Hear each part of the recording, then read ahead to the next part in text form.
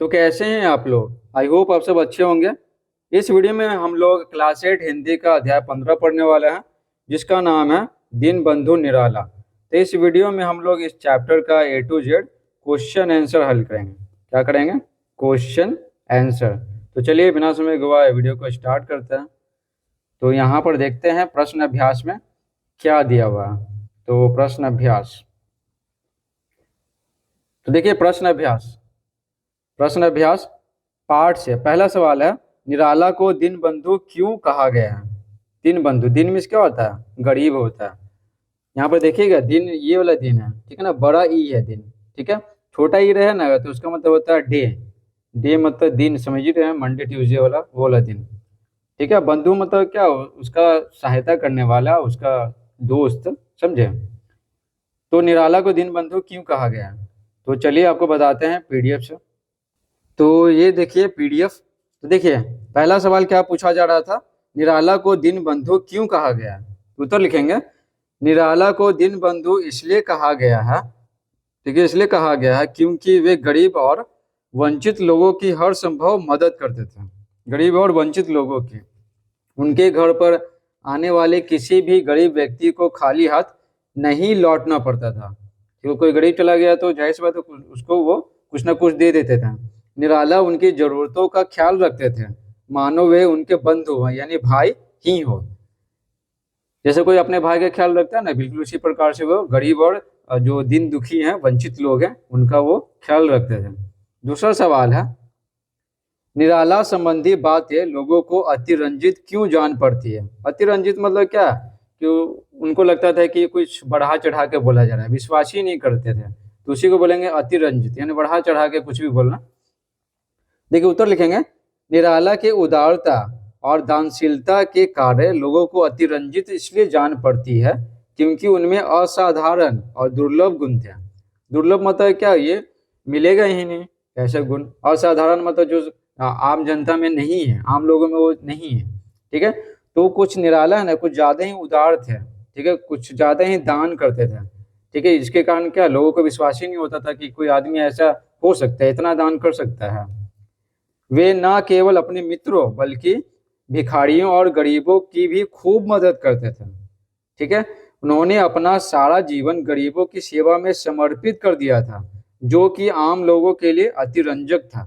समझे, अतिरंजक था। कोई सोच ही नहीं सकता है कि वो अपना सारा जीवन गरीबों की सेवा में समर्पित कर दे, ठीक है। गरीबों के बारे में इतना कुछ सोचता है, जो मदद नहीं करता है तो वो तो यही ना सोचेगा।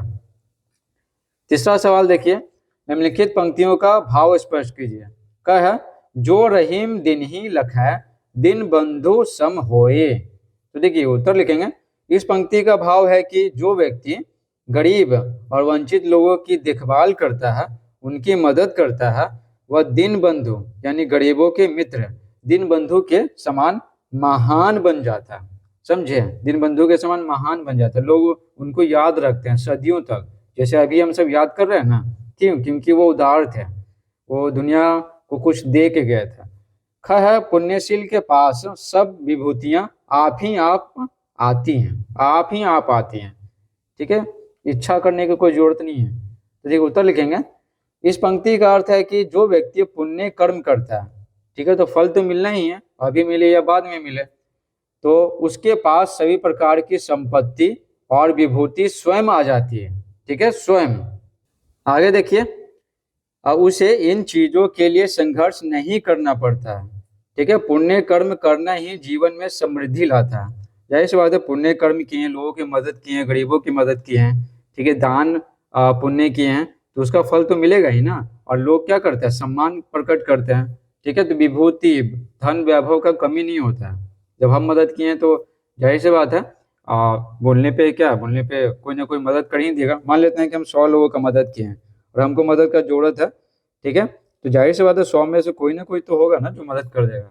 तो वही बात है। तो वही बोला गया है, क्या, संपत्ति और विभूति स्वयं आ जाती है, समझे। धन उनके पास अतिथि के समान अल्प अवधि तक ही टिकने आता था। अल्प अवधि मतलब बहुत कम समय के लिए, ठीक है। जैसे अतिथि आते हैं ना, 1-2 दिन, मैक्सिमम 3 दिन, 4 दिन, 5 दिन, 10 दिन रह के चल जाते हैं, बिल्कुल इसी प्रकार से धन आता था उनके पास, तो इतने समय तक टिकता था। तो उत्तर लिखेंगे, यह पंक्ति बताती है कि जब भी निराला के पास धन आता था वे उसे दान में दे देते थे।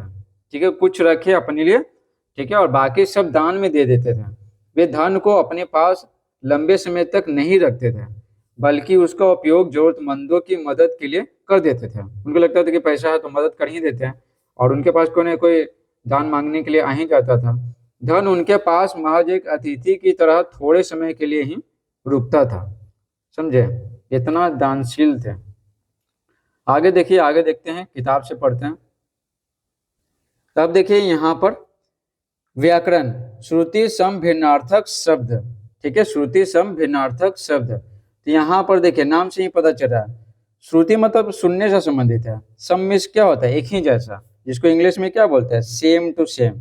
समझे, भिन्नार्थक मतलब क्या, भिन्नार्थक, इसको अलग करेंगे ना तो भिन्न क्या बनेगा, भिन्न अर्थक बनेगा। ठीक है, यानी अलग अर्थ वाला। तो श्रुति सम भिन्नार्थक शब्द किसको कहते हैं, वैसे अलग अलग शब्द जो सुनने में तो उनका उच्चारण सेम लगता है, एक ही लगता है, लेकिन उनका अर्थ क्या होता है, भिन्न होता है, अलग अलग होता है। इसी को क्या कहते हैं, श्रुति सम भिन्नार्थक शब्द। तो बहुत सारा जो होता है नाम से ही पता चल जाता है। जैसे ये पता चल गया, तो देखिए उच्चारण, मात्रा या वर्ण के साधारण बदलाव के बावजूद सुनने में समान परंतु भिन्न अर्थ देने वाले शब्द को श्रुति सम भिन्नार्थक शब्द कहते हैं। समझे, जैसे देखिए, जैसे एक छोटा सा मात्रा बदला हुआ है, यहाँ पर छोटा ही है और यहाँ पर क्या बड़ा ही है, लेकिन दोनों का अर्थ क्या हो गया, दोनों का अर्थ बदल गया। मान लेते हैं हम आपको बोलेंगे कि दिन लिखो, दिन, तब आपको पूछना पड़ेगा कि कौन सा दिन, ये छोटा वाला दिन या बड़ा वाला दिन, दिवस वाला दिन या गरीब वाला दिन। समझे, तो उच्चारण तो सेम ही है, लेकिन क्या, लेकिन दोनों का अर्थ क्या अलग अलग है। तो इन दोनों को क्या बोलेंगे, श्रुति सम भिन्नार्थक शब्द बोलेंगे। तो यहाँ पर देखिए क्या बोला गया है, 68 पेज नंबर, निम्नलिखित श्रुति सम भिन्नार्थक शब्द का अर्थ लिखिए। इन सब का अर्थ लिखना है।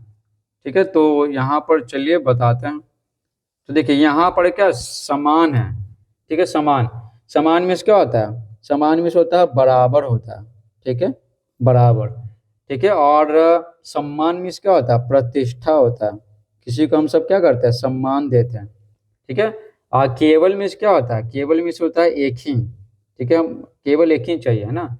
और कैवल्य में क्या होता है, एकता का भाव होता है, क्या होता है, एकता का भाव। ठीक है, उसके बाद है बन, बन में क्या होता है, क्या बनना, कुछ भी चीज क्या बनना। ठीक है, और वन में क्या होता है, वन में होता है जंगल। ठीक है, इसी प्रकार भगवान, भगवान का क्या हो जाएगा, ईश्वर हो जाएगा, ईश्वर, अल्लाह, जो भी बोले। और भाग्यवान में क्या होता है, भाग्यवान में होता है भाग्यशाली। ठीक है, भाग्यशाली, तो इसको आप लिख लीजिएगा। आगे देखिए, आगे पांचवा देखिए, यहाँ पे पांचवा में क्या, छात्र। ठीक है, तो छात्र में क्या होता है, विद्यार्थी होता है। ठीक है, तो लिखेंगे विद्यार्थी। ठीक है, विद्यार्थी। उसके बाद है छत्र, छत्र में क्या होता है, छत्र में होता है छाता। ठीक है, अन्य में क्या होता है, अन्य में होता है दूसरा। और अन्य में क्या होता है, अन्य में होता है भोजन। ठीक है, उसके बाद है द्रव्य, द्रव्य में क्या होता है, धन पैसा होता है, धन पैसा। और द्रव्य में क्या होता है, द्रव्य में होता है तरल पदार्थ। ठीक है, तरल पदार्थ जैसे दूध है, ठीक है, पानी है। ठीक है, उसके बाद यहाँ पर क्या, जगत, जगत में क्या होता है, जगत में होता है संसार। और ये जगत में क्या होता है, ये जो होता है ना, कुएं के चारों ओर, कुएं के चारों ओर बना चबूतरा। ठीक है, बना चबूतरा। ठीक है, हो गया। उसके बाद देखिए अवधि, अवधि ये पता है ये क्या भाषा है। ठीक है ना, अवधि क्या एक भाषा है। और ये अवधि मतलब क्या होता है, ये अवधि मतलब समय होता है। ठीक है, और ये क्रम, क्रम में क्या होता है, एक के बाद एक। ठीक है, एक के बाद एक बोलिए या एक के बाद दूसरा बोलिए। ठीक है, और कर्म में क्या होता है, कर्म में कार्य होता है, बोलते हैं ना अच्छे कर्म करो। आदि में क्या होता है, इत्यादि, कि बस इतना ही है। ठीक है, और ये आदि का मतलब क्या है, ये आदि का मतलब क्या है, खाने की एक वस्तु है, खाने की क्या है, खाने की एक वस्तु। ठीक है, उसके बाद है यहाँ पर चिंता, तो चिंता मतलब होता है ना जैसे बहुत सोच रहे हैं। ठीक है, बहुत क्या कर रहे हैं, बहुत सोच विचार कर रहे हैं, तो सोचना हो जाएगा। और ये चिता क्या हो जाएगा, ये चिता हो जाएगा मृतक को जलाने के लिए, मृतक को लिखेंगे मृतक को जलाने के लिए, मृतक जलाने के लिए लकड़ी का ढेर, ठीक है, लकड़ी का ढेर। तो आप लिख लीजिएगा। तो हो गया इस प्रकार से पूरा के पूरा कंप्लीट, ठीक है।